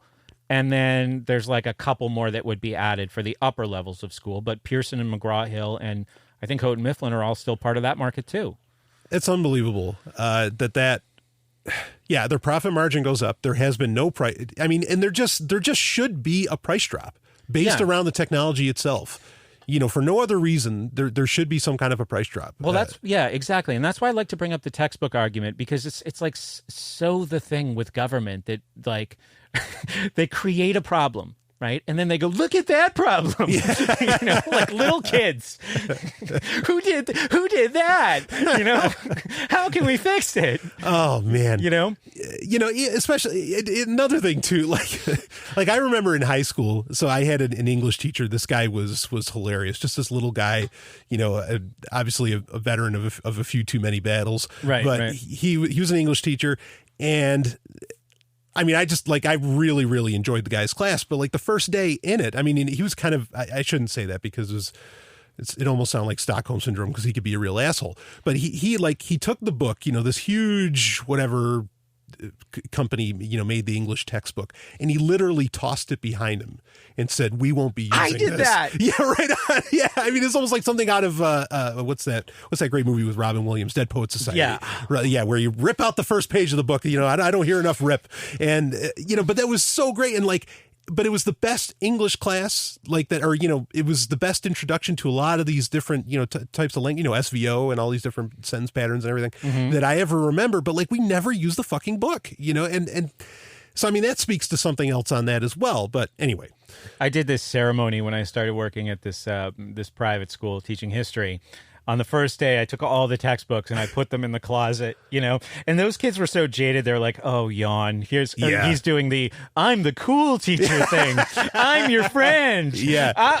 Fuck the system. Yeah. You never seen anything like me before. I thought I was pretty cool, but it's in that context of school. It's like, hey man, as long as I have to sit here until 3:00, I'm not impressed. Right. And it wasn't like I never made good connections and nobody ever learned anything and we didn't have a good time and a few laughs, but it's like, it's all within that milieu of you are forced to be here. Yeah. And it's kind of like there's that threat of because it was a private school, but the kids were brought there, through public means. It's a long story. No, yeah, I understand that. Yeah, sure. So yeah. All right. Do we have any more to the game? Let's see. We've been trying to improve education for many years without results. So let's try something new. Yeah. Technology. I think we pretty much already destroyed that one. Yeah, absolutely. What about the argument that like computer games and simulation stuff like that are really changing the educational experience? You must have talked about that before. Sure. Yeah. So there's a fine line here because I have, as much as like earlier I talked about the Oregon Trail on playing that on the Apple II, and I actually genuinely did learn some things from that. There's the concern that the gamification of everything actually works against intrinsic motivation. Sure, it's very behaviorist. Yeah.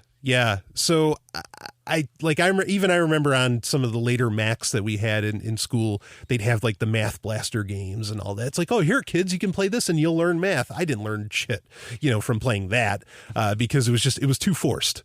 To try and gamify, the process of learning math. So there's a problem with that. But I don't know. I think it's very exciting when you think about virtual reality and some of these other like technologies that schools, it's going to take, even if it was in full force in the market now, which it kind of is, but if it was really out there, it'd be 20 years before schools would even think about taking advantage of something like virtual reality. Yeah. I think that could get really interesting, or even augmented reality to where, a digital layer, gets put on top of the real world that you're looking at. I mean, I can imagine going on a field trip or something and, history could very much come alive, very quickly if you visited if you went to some Revolutionary War, home or something, or site, and you could kind of like see it happen and you'd be right there and you could touch the blade of grass, where something like this happened. I mean, there's interesting aspects to that, but again, under the school system, I just don't think it would work. What do you think? Yeah, it's like the intrinsic motivation is such an essential ingredient. Like I remember times being a teacher and just being like going someplace or watching something or listening to something and saying to the kids, like, isn't this the most exciting thing you've ever seen? Isn't this amazing? Yeah. And they'd just be like, yeah, right. What a dork. Yeah. So I don't know what kind of shock somebody would have to experience with some kind of new technology to go, you know what? This apathy is bullshit. I was wrong. This is cool. I mean, I don't know what it would take, but my enthusiasm was not a cure as a teacher for that student apathy. Right. It has to be intrinsically motivated. Like I learned so much about math because I had this love of baseball. And I wanted to understand baseball stats. There used to be this little thing in the Boston Globe sports section called From the Maniacal One. And it was this guy who would calculate all these weird stats, like Roger Clemens does this on Thursdays, like weird, but it would be baseball stats. Yeah. And I started to just get so into that, and I learned a ton about math. But I wasn't trying to learn about math. I was trying to love baseball. Right. And learning about math was a byproduct of that. I tell this story on my show all the time about this unschooled boy that I used to be kind of like a facilitator with. And all he wanted to do was watch Ancient Aliens. Like, that was all he was into. And like Monster... That's all I do. Monster Quest, He's like, I want to tell you about cryptids. I want to make a trap for Bigfoot. We spent a week digging a hole and then hanging Bigfoot bait and then building a grid of sticks and covering it with leaves for him to catch Bigfoot. Then he wanted to do like fake UFO photos. So there's pictures, like he's got a camera and I'm holding like one of his mom's pans like up against the sky just with my hand out of it, and he's snapping the... We took a beautiful fake UFO photo. This thing looked very, very real. I bet. Using a metal dog dish. It was amazing. Like the lighting was perfect because there's no fakery, there's no Photoshop. That's really there. It's just right. Like dog dish with forced perspective. So, but I was able to ride his momentum into actual learning lessons, because I had to report to the school, like, what are you guys learning about? And I was like, all right, what did we do? we were talking about UFO sightings, and then we made a map of where all the UFO sightings. So, okay, we did GPS, we did geography, which is true, because he's looking at a map of the world, and he's like, where's this place in Russia? And I'd say, all right, let's look it up. And then we'd get the coordinates from Wikipedia, and we would plot it on our map. Longitude and latitude. And we made this tack board of all these UFO sightings. Yeah. There was like one color tack for sightings, another color tack for abductions. And, did this kid learn? I mean, just picture him finishing with me and going to like some prep school, like Phillips Andover, and being like, well, here's a tack board I made of UFO sightings.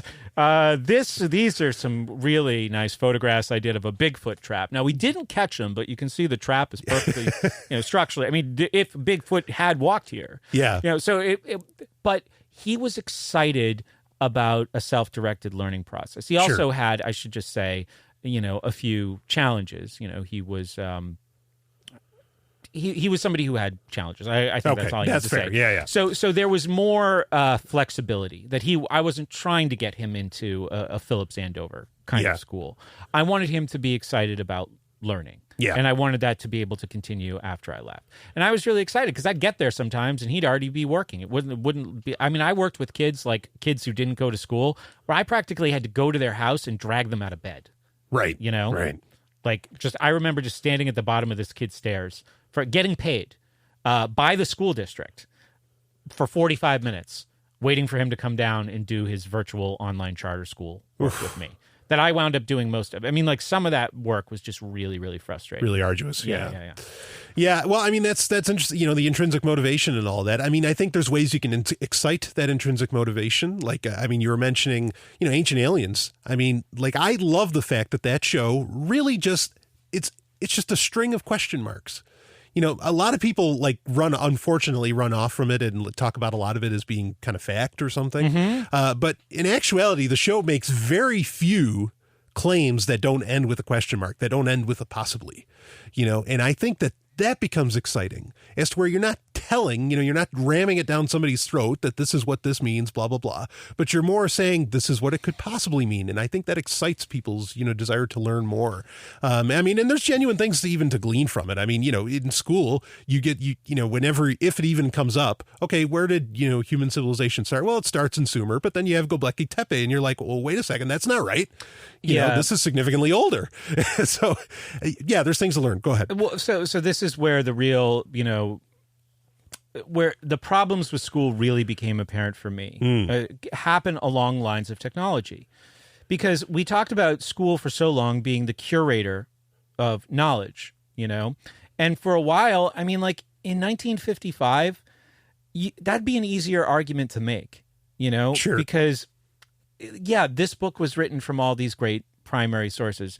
But it's so expansive today that school has almost become this editor or this, keeping things out of school, even to the point where, I've talked about kids not being allowed to use Wikipedia, a section of the internet being sectioned off and blocked off for kids to access, and they're being told they're using the internet, but they're only getting school approved sites. Right. So school is not, as knowledge expands or the availability of knowledge expands, school is not an effective curator of information. And in fact, it works in the opposite direction today. And technology and the availability of this information and the ease of access has exposed that, and those were the real wake-up calls for me.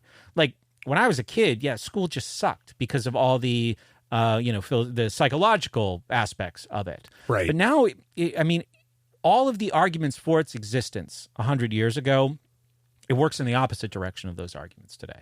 Sure. When it comes to knowledge. Yeah, I think that's spot on. Did you have more on, or more questions at all that you want to get to? I had a long list of these things, but I actually think we covered a whole bunch of them. Yeah, kind of just through talking. Yeah. Sure.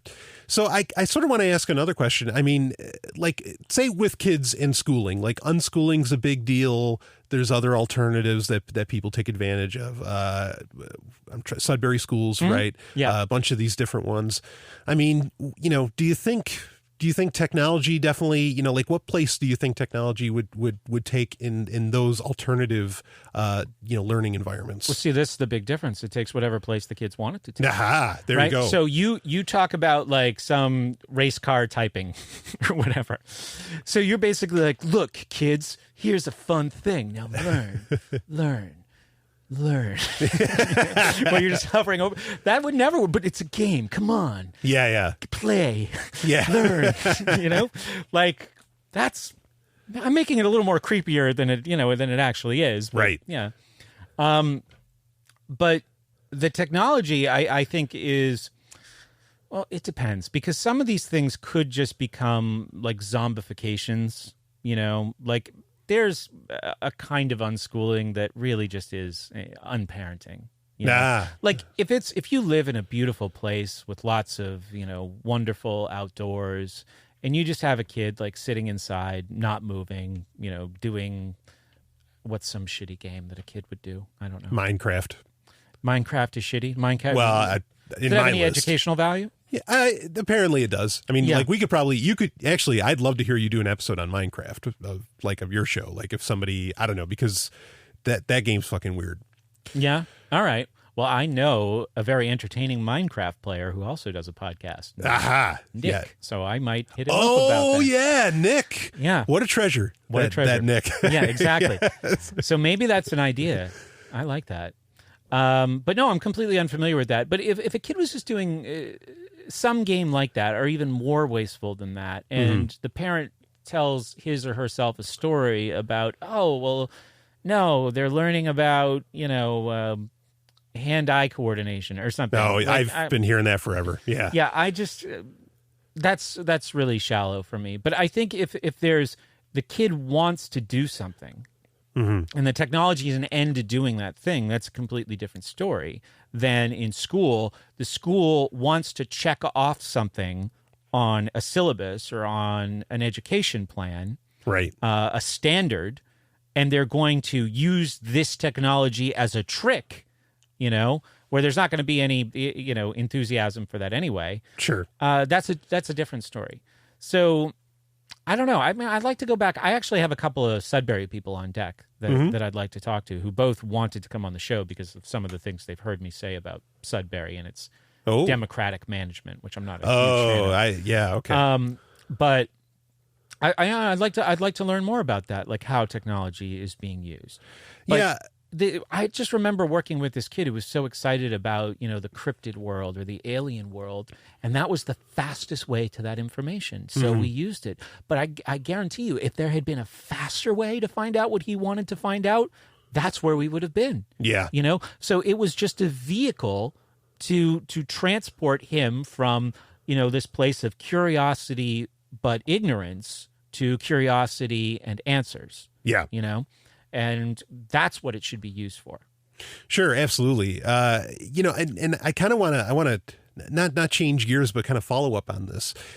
There's an interesting factoid out there that, like, the children of Steve Jobs, Jeff Bezos, of course, the owner of Amazon, and some other kind of high profile people who are in the tech world, who are actually, you know, really kind of pushing a lot of these tablets and all this different stuff into schools on children, and to use them even at incredibly early ages. Like Amazon, they make the Amazon Fire for Kids tablet, and it's this thing, you know, it's just like rubberized and it's practically indestructible. And even if they do destroy it, you can just send it to Amazon and they'll send you a new one right away. And it's designed for, you know, preschool style kids, you know, like very, very young kids as well. But the interesting thing is that while they make all this stuff to give to kids, they themselves, with their own children, and I think Washington Post had reported about this. If people want me to, you know, to get the link, I can get it out there. But that they don't let their kids touch really smartphones or tablets until they're in their teenage years.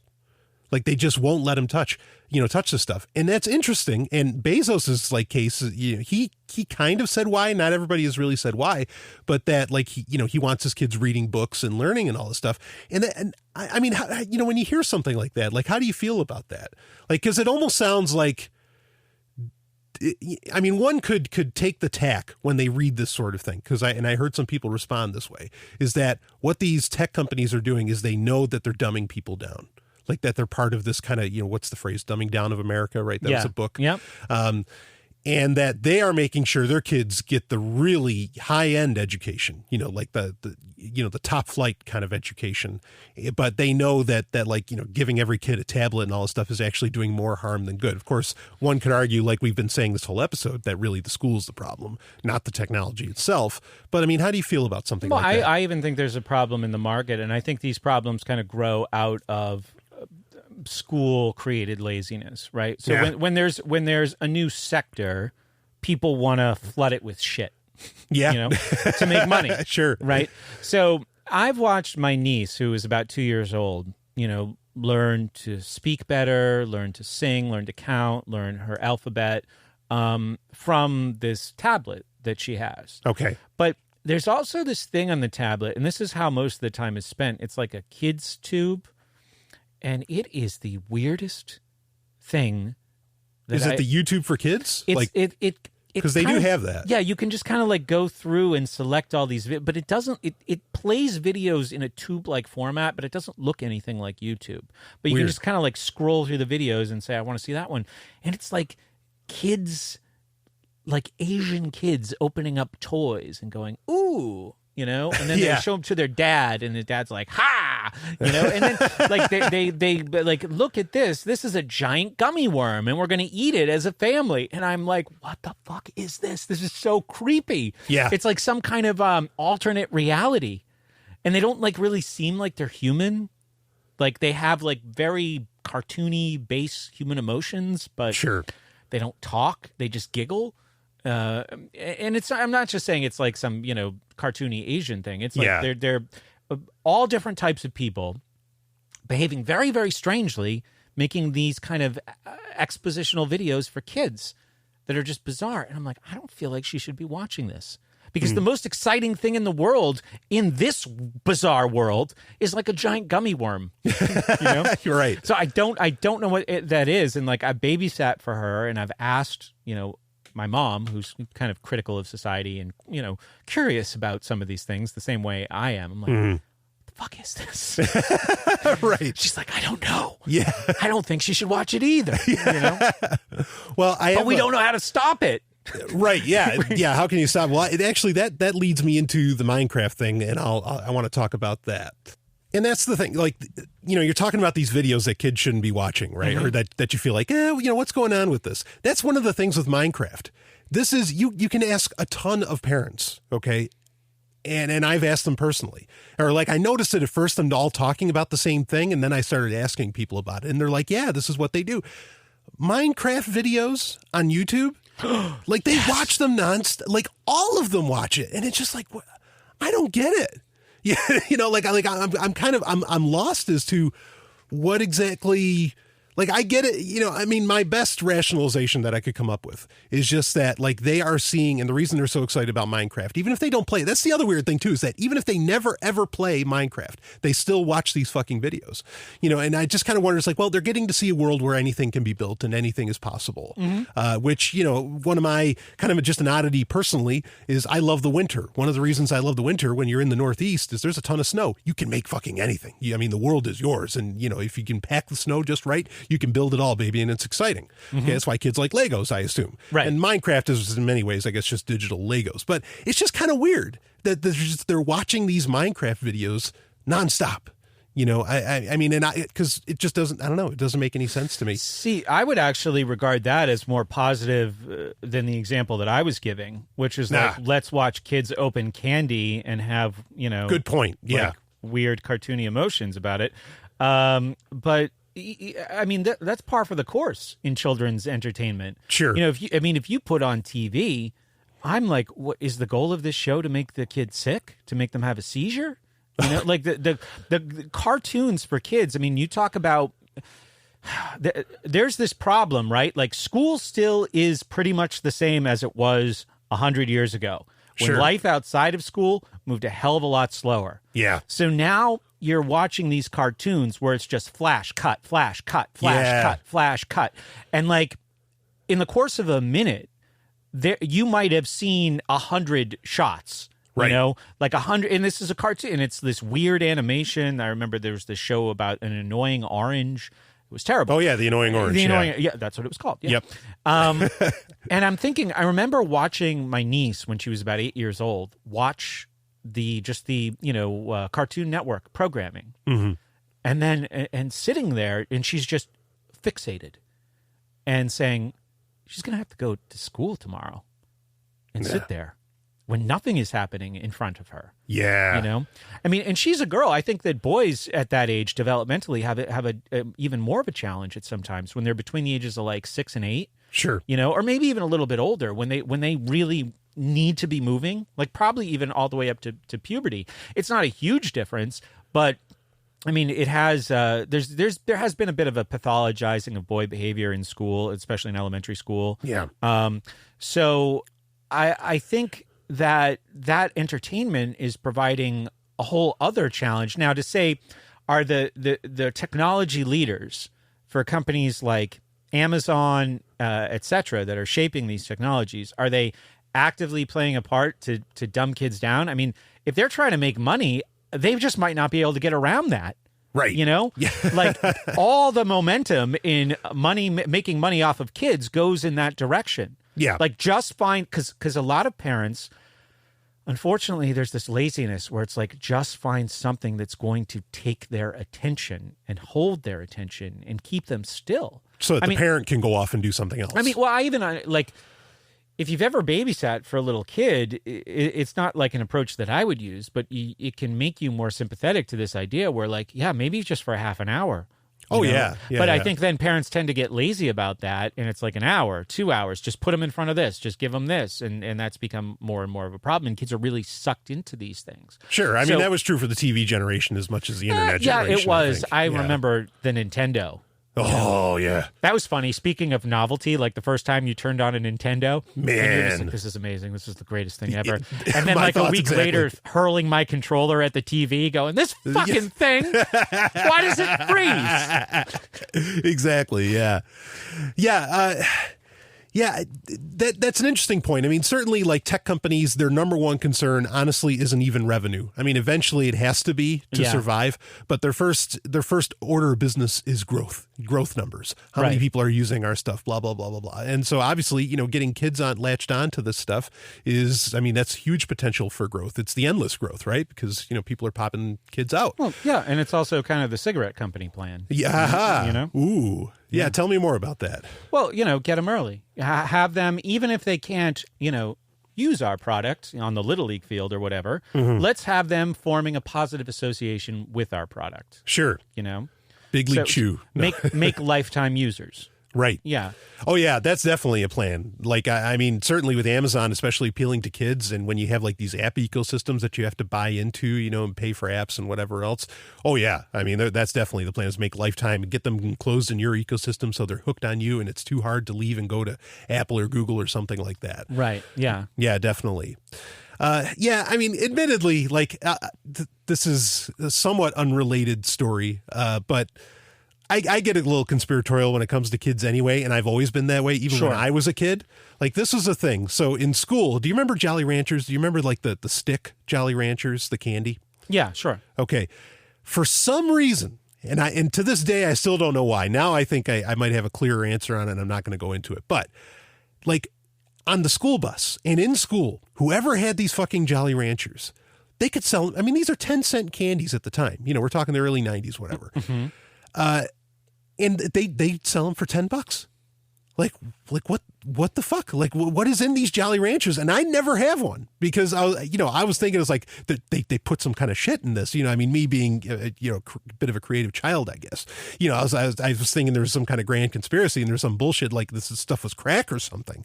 That was in these Jolly Ranchers. It was so bad. This is when you were in elementary school? Yeah, I'm like elementary, middle school, something like that. Yeah, I guess elementary might have been more particular. And it was just the weirdest fucking thing. It's like, why would somebody spend $10-20 for these things? It didn't fly, because I knew they only cost 10 cents. What do you guys say? This is not a serious comment, but I'm going to say it anyway. Go for it. I want people to just sprinkle salt on it as it comes out. I was telling you before we started recording that I've been watching this Netflix show, Narcos. Oh, yeah. Which is kind of like about the DEA's war with Pablo Escobar and the Medellin cartel. Right. In the 1980s and early 90s. It is strongly suggested in the show, which seems pretty true to the actual story as I know it, but I did not know this, that the Medellin cartel was exporting cocaine to places that did food and consumer good products production, and they were mixing cocaine into consumable products in the United States to give people this craving for something. They said, as a joke, Pablo Escobar, even in one production facility, put cocaine back in Coca-Cola. The Mexican Coca-Cola. So as you're saying this, you're in elementary school at this time. Kids are, Jolly Ranchers crazy. Yeah. I mean, they're crazy. I'm saying, interesting. Which, by the way, you were telling me earlier, the show's amazing. I haven't watched it yet, Yeah, but you say amazing. it's brilliant. Yeah, okay. Right. So, it's got your stamp of approval. That's an interesting point that maybe that's exactly, I never, ever heard or thought about that. So that's fascinating to consider. But I mean, kind of just a side note. I'm just saying that, I always get kind of conspiratorial things with kids. But yeah, I mean, it made me wonder, is there really something to, technology being, say, playing with a tablet at a very young age, actually being genuinely harmful? I knew parents, this speaks to something you were talking about flash. Yeah. That they very much paid attention to the television shows that they would let their kid watch. How fast, was it like an MTV music video where it was so fast with the cuts, and everything was nonstop. And if it was, their theory was that it was it was bad for brain development. Absolutely. Yeah, I totally agree with that. Sure. The Medellin cartel thing is interesting, but the truth is the magic ingredient in those Jolly Ranchers was probably sugar. Yeah. Right. Right. That's all you need. So yeah. everything is about the sugar of entertainment, right? That fast fix. Yes. So obviously, I think the greater awareness that people have, and I think that somebody, if they were, a software developer, or they understood these trends in technology and they had watched them over some period of time, they would be more attuned to these types of dangers. They'd be more aware of this, and they'd want to protect their kids from it more. Most people, in this way and other ways, go through life with their children, and even, unfortunately, in their own lives, relatively unconsciously, I think, Sure. in most of those respects. Yep. And most people, at least that I've met outside of, libertarian circles that have children, they are really in survival mode in a lot of ways. Mm-hmm. And if there is a fast way to make a kid happy, there's not even a malevolence in it. It's I put my kid in front of the TV and then he leaves me alone. Right. Nothing like that. No, it's just desperation. This makes them happy. This thing you wind up doing the carrots and sticks approach a lot of the times to try to modulate that. But it's okay, carrots, or this here, reward. But it really is also kind of bribery or kind of bargaining chip, a lot of these things, because they know they are fast acting, Sure. that it will satiate and quiet and pacify a kid. And unfortunately, because of, I think, a lot of their own desperation, they're reckless in, being good moderators of what their kids are able to take in. Yeah. Yeah, absolutely. Whether it's into their body or into their mind.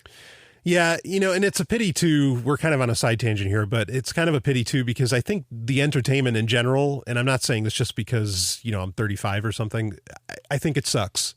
Mm-hmm. And I actually, this is something else I wonder about, most kids shows or YouTube stars or whatever, they're all kids too. As to where I remember growing up, even the shows geared towards children or towards younger people, the hero was an adult. The hero's in their maybe 30s or 40s or something like that. There was still kind of this, I felt like there was more of this appeal to becoming a bit more mature, and getting into maturity and all that, and not holding on to say this, I don't know, some kind of crazy fountain of youth or something. I'm probably not explaining this. No, the but best. that is so perfect. And that, like, I've even said that same thing. It's kind of different, but it's a similar type of observation with like sitcom dads or sitcom parents. Right. Like, you know, in the 80s, it was the Huxtables and the Seavers and the Keatons, you know? Right. And they weren't perfect people, but they were respectable. And you could even see, like, even if they had disagreements, you saw, like, healthy relationships modeled, like healthy adult relationships modeled. Even by Bill Cosby, folks. Yeah. None of that exists in most of this entertainment anymore. And you're right that while you were saying that, there's this YouTuber named Blake Linder. Okay. His dad is like some rich software developer, and he just goes out and buys Blake shoes. And then Blake makes videos about his shoes, you know? And this is like one of the most popular YouTubers. And he has his uncle come over, and his uncle's poor. And he shows his uncle, and his uncle's like 40, and he shows him, he goes, "Hey, Uncle so-and-so, what do you think of these shoes?" He's like, "I don't know. I've never seen shoes like that." And they're like, this is like one of the biggest hits on YouTube. Wow, what the hell? That's the thing. I mean, you know, growing up, my heroes, Captain Kirk, you know, Buck Rogers, a lot of these different guys. Adventurous adults. Yeah, and like people doing something, for fuck's sake, you know. And I mean, even though it was in fiction, but like, you know, I couldn't wait to be that. You know what I mean? As to where now, you know, what's kind of sad is, you know, we're talking about how terrible school is and all this. Like, a lot of people seem to just want to stay in high school forever, or at least are even they're stuck in that mentality.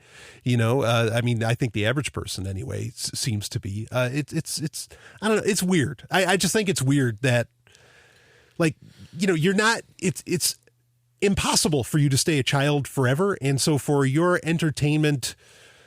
For the entertainment to show off like what you should aspire to be is a child, I always just find kind of odd. Now, I ask this question as somebody who often has a very juvenile sense of humor. What are the attributes in your mind of like wanting that stuck in high school mentality? Like, what does that mean to you? Attributes? I don't know.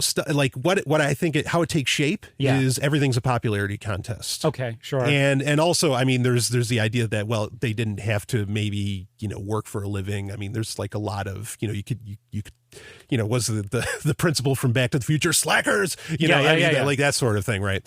That's how I think it takes shape in the real world. All right. I was just curious. Sure. No, that's fair.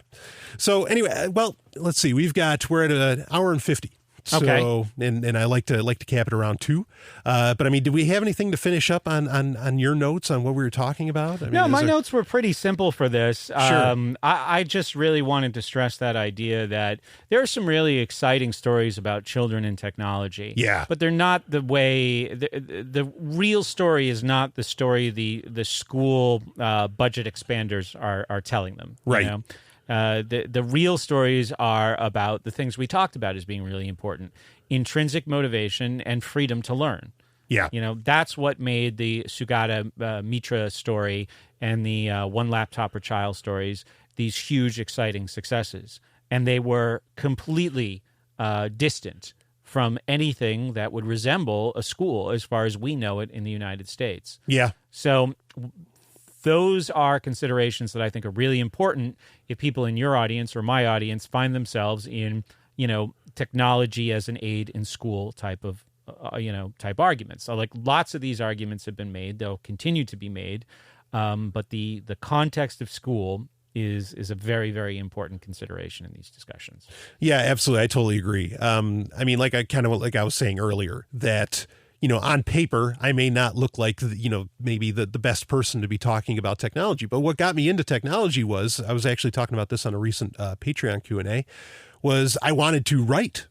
And, you know, Microsoft Office, that paper's endless, baby. I mean, you know, I didn't have to go out and buy more paper. I didn't have to go out and buy more notebooks, because that's what I was doing at the time, you know, when I was young. I mean, really young, you know, single digits, like, you know, I'd fill up notebooks and I'd have them under my bed and everything. But then you encounter the computer and it's just like, I could just keep typing forever. This is amazing. But my desire to want to write is what through the back end, got me into technology, got me into computers and how to learn more and how to do more with it and all of that. So yeah, it has to come from somewhere else, something else. I don't think you want to just toss it onto children at all, or onto anybody, and just when it's needed, if it's available, great, and go for it. But yeah, it's all about that intrinsic motivation. I think that's the big deal. Yeah, you could even have this conversation with some people in the context of the schools. Like technology in schools where, the population was already very invested in education. So you're usually talking like higher income areas where the schools, by the school's own metrics, are better. And this is not a game I like to play. Sure. It's all indoctrination as far as I'm concerned. Right. But there is obviously a difference in quality of schools. Like if you went to, the high school in Hanover, New Hampshire, which is like, near Dartmouth College, and it's a very ritzy area, then you'd find one type of school or a different type of school than you would find in Detroit. Yeah, absolutely. Those are just the facts, and that's unfortunate, but it's true. No, it's true. So even though, we talk about public school sucking, there is definitely a kind of, ranking system that is still applicable, unfortunately. And when they introduced these technologies into schools that were already failing, they made no difference. In some cases, they made things worse. Yeah. They caused huge budgetary problems because you look at the cost of a technology, but then what about implementation and maintenance and training? And sometimes they found, because inside this bureaucracy, things were so inefficient, that would be like a 5 or 10-fold increase in the cost of the technology itself just to implement it in the school. A school that doesn't have a lot of money and doesn't have parents or students who are invested in learning. When you did these things in higher income areas with, better trained teachers, and usually more like college track, which means at least more invested in playing the game of school type students, sure, you had much better results with technology. So that's not even intrinsic motivation, right? That's just like the same idea, but not, like I said, not the game I want to play. Yeah. With like good schools versus bad schools, overperforming schools versus underperforming schools. Right. But that's just investment. Yeah. Right? Yeah. Even with investment, you see a huge difference. Now imagine adding actual motivation of the learner. And that's where the real difference is. Yeah, So, that's where the skyrocket would be. Yeah. Sure.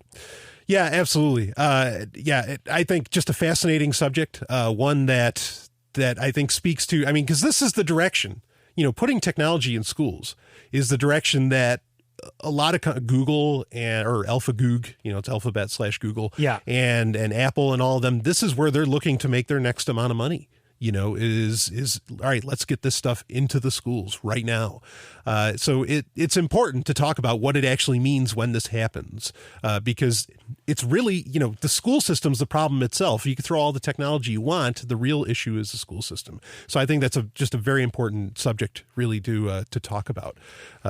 So did you have another thought? That's just a scary thought for me because all of these great technologies, even with all the problems that you talk about on the show all the time, yeah, especially sure, like with Alphabet.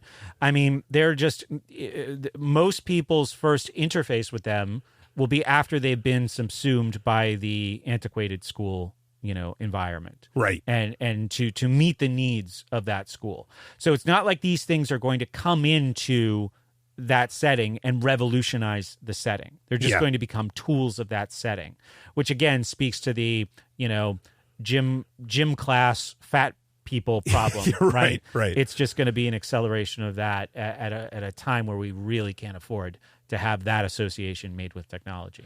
Yeah, absolutely. And then in my opinion, at the end, and this is taking it right to the top, I think it speaks to just emboldening or empowering corporatism, unfortunately. Because the school system is very much government run. Mm-hmm. And then when these tech companies want to dive in, into the school system and work with it and really, quote unquote, empower it. But of course, we don't really want it to be empowered. Right. Then, you have another case of really this unholy alliance of, corporations and governments. And that's disturbing as fuck. Yeah, because it changes like an organization's priorities too. Yeah. When you're building for a captured market, if I may. If you indeed. And a lot of your resources are going to serving, that population. I understand that huge corporations can have divisions with different intentions and of course, different outcomes in mind. But we don't want resources going into justifying the continued existence of this failed system. It's successful in a number of ways. It's great for getting people into the military. It's great for getting people to vote and pay their taxes. Yeah. But in most educational respects, beyond like very, very basic things, it is a failure. Yeah. So. Absolutely. And I think that's actually a great note to end on. Yeah. So, Brett, it has been an absolute honor to have you on the show. I mean that. It was an honor to be here. Yeah. I had a great time. Yeah, and we'll have you on again, of course. and maybe we'll get into some other fun stuff, with that, and maybe we might have some other things planned for the future. So, but where can people find you? Where's the best place to follow you, to follow your work? Because I can't recommend it enough. Sure. My website, schoolsucksproject.com, and I would ask that while people are there, they, the site's very organized by topics. So we have this menu called Pod Classes. So you can see all the different series we've done on topics like self-sufficiency or productivity, critical thinking, history, philosophy, psychology. I would ask that people subscribe to our YouTube channel. The username is School Sucks Podcast, and follow me on Twitter if you don't mind. School Sucks Show is my username. Yeah, absolutely. So, and I'll put all those links in the show notes as well, so people can find them. But yeah, what a great time! Absolutely, I always have a great time, working with you on anything. So this was wonderful. Anyway, and of course, folks, if you want to help out with Sovryn Tech, share the show. That's a huge thing. And I get it. I know Sovryn Tech is that guilty pleasure. You kind of when you're talking around the water cooler about it, it's like, did you hear what the Golden Stallion said? I know you got to do it in whispers, but if you share the show, believe me, it helps out a lot, getting that exposure. And if you want to donate, got quite a few people on Patreon now, patreon.com/SovrynTech. If you want to help out there, thank you to all of those that already are. And of course, go to zog.ninja to find out everything else. And next week, I know everybody's been waiting for it. I'll say it here. Next week, October 21st, I think it'll end up being after this gets aired. Sex and Science Hour will be coming back for season 3, so get ready for that. We've got a lot of great stuff planned. Anyway, again, Brett, thank you so much. My pleasure. Thanks. Absolutely. Yeah, so Carpe Lucem, everybody. Woo! I'll see you on the other side. You just experienced Sovryn Tech. Go to sovryntech.com, that's SOVRYN tech.com, and connect with us there. Find links from today's show and catch our podcast feed. Sovryn Tech is copy heart. Copying art is an act of love, and love is not subject to law. So please share the show however you like. Welcome to the evolution.